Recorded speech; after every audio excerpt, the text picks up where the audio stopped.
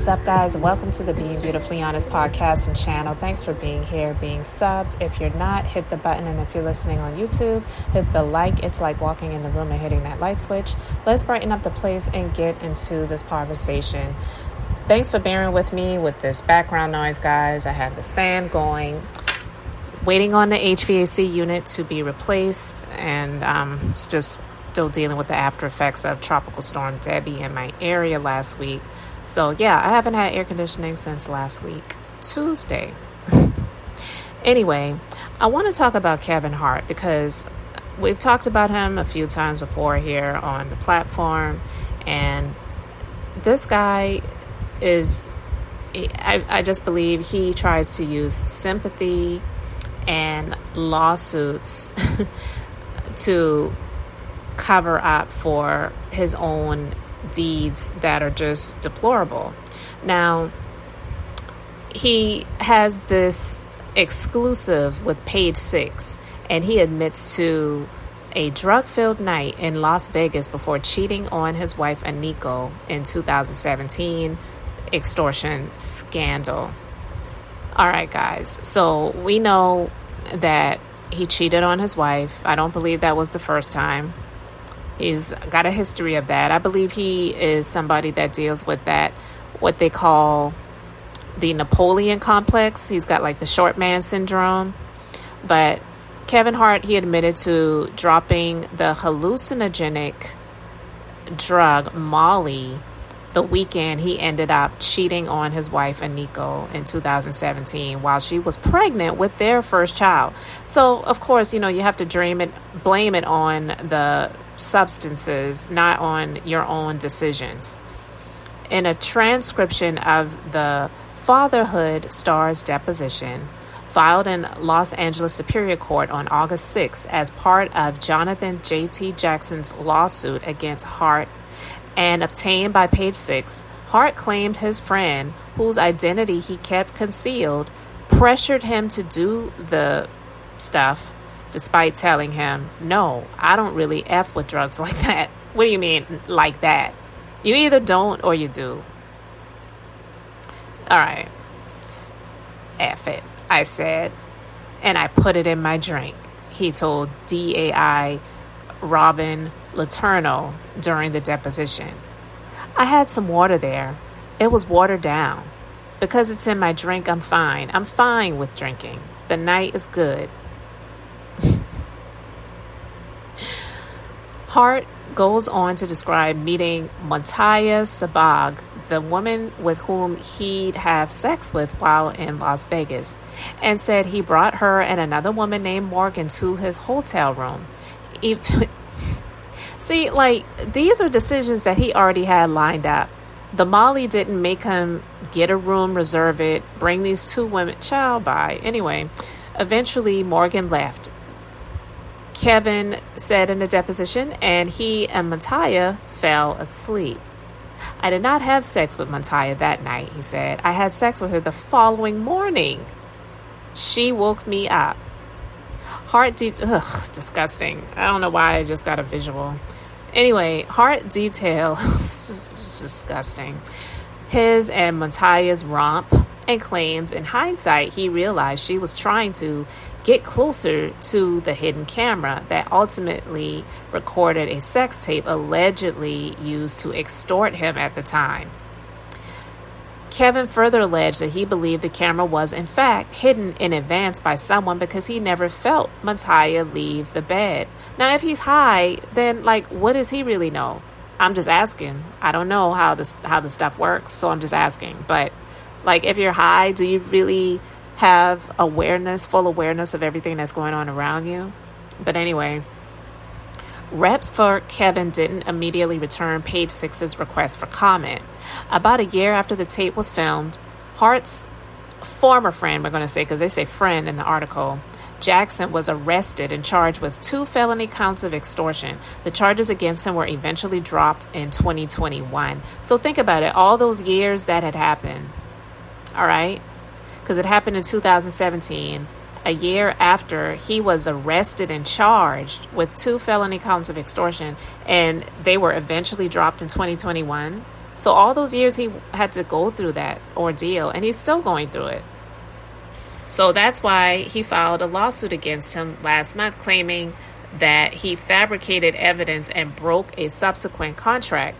According to Jackson's lawsuit, he and Hart signed a meticulously negotiated settlement agreement in July 21 that explained Hart would, quote, issue a powerful public statement proclaiming Jackson's innocence in the sex tape scandal. Jackson claimed Hart was supposed to say that the incident cost him a very valuable friendship, that he, quote, lost someone close, end quote, to him whom he, quote, loved. Yeah, that would have been a lie. But anyway, because if you love somebody, you don't do stuff like that. And that he's, quote, proud to say that all the charges against JT Jackson have been dropped, and that Jackson, quote, is not guilty and had nothing to do with it. Now, 3 months later, he wrote on Instagram that Jackson had been found not guilty because those charges have been dropped against him. So he felt Kevin's statement failed to clear Jackson's name unequivocally and restore his reputation. And Jackson is seeking more than $12 million in damages and a trial. And I say go get him. I am one that... it is disgusting to me when people do stuff like this and try to pin stuff on people. That is a huge problem. And to say that this person was your friend, it's just ridiculous. Now, I'm on the Page 6 site, and I want to read one of the comments that I saw. And the person said, I was seated next to Kevin Hart at a restaurant. I'm a woman, and I'm 5'8", in heels, 6 feet. My date was 6'4". Kevin spent the whole dinner staring at us from the adjacent booth. Since we walked in, you could tell he had height envy. He looked like he was a solid 5'1", and it was a very strange meal. But listen, Kevin Hart is disgusting. For him to try to blame, first of all, he's not even taking responsibility for using drugs. He didn't name the person in the deposition, but he says that it was a friend that offered it to him, and he was like, I don't really F with drugs like that. And then I decided, I'll just go ahead and take it. So I dropped it in my drink. People who don't use, they don't use. So, because I don't use, I'm just going to say that. And I'm not judging people that do, but I don't. So nobody's going to offer me that, and then I say, I don't do that. But you know what? This one time, I'll go ahead and try it. I'm not going to do that. I don't use drugs. So people who don't use, they're not going to just come out and say, first, I don't really do drugs like that. But today, you know what? You're a good friend. Well, I'll just go ahead and try what you got. No, you're not going to do that. So he's already putting the blame on somebody else for giving it to him, and then kind of acting like he felt pressured to do it. But I don't believe that he was pressured to do anything. And then he wants to blame the substance on him screwing somebody else outside of his marriage, but then says, well, you know what? We just fell asleep together. We didn't do anything that night. But the next morning, we finally got it. All right. Well, like if you had a drug-fueled night and you didn't do anything that night and you did it the next morning, then it sounds like you were doing it with a sober mind. It doesn't sound like you were under the influence to me. But listen, I don't know how that stuff works. Maybe he was still under the influence of it the following morning. I don't know. I don't know how that works. But the other thing that I wanted to talk about, too, when it comes to Kevin Hart, because listen, he's talking about this because he's kind of compelled to, due to being deposed for the lawsuit, that he really should just settle with the dude out of court versus going through this. But that also shows the arrogance of him to go to this extent when he knows that he didn't do what he had agreed to do by putting out the public statement on behalf of his former best friend that he claimed to love at one point in time in life, right? So the fact that he's going through this instead of, you know what, I didn't do the right thing. And I don't even really want to bring up the past again because it was already so hurtful to my current wife. So I'm just going to go ahead and try to work this out and settle out of court. Because he got the money. I don't think he deserves to have it based on his talent, if you want to call it that. But yeah, he's got it. And usually when you settle out of court, you don't settle for the full amount. So I believe if he had settled for like maybe $5 million or something, that JT would have accepted it. But to me, it just sounds like he is so narcissistic that he will allow it to go as far as he can go to the end with this. But him utilizing the lies, the blame for his own actions, and then trying to pin extortion on his former best friend, that just goes to show you that when it comes to Tasha K, and when she interviewed Tasha K's former assistant, that he absolutely has no concern about Tasha K. He doesn't know her. So of course he's going to lie and say that someone on her team tried to extort him. But listen, I want to read this comment because this was actually in the comment section of someone else's YouTube video that was discussing a number of different topics, but one of them was about Kevin Hart. And it was actually Maisha Shakes, the woman that Tasha K interviewed.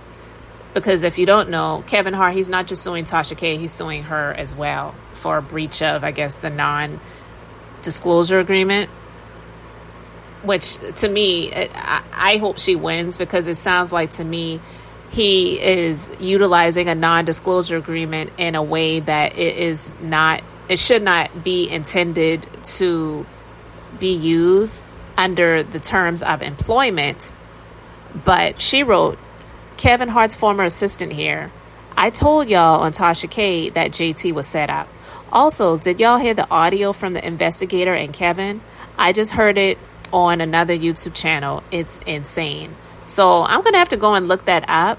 But listen, him using the lies, the cover-ups, the extortion claims, the lawsuits, if he did this to his former best friend by putting criminal charges on his former best friend, it was nothing for him to try to pin this lie on Tasha K and on his former assistant to sue them civilly for extortion and breach of a non-disclosure agreement.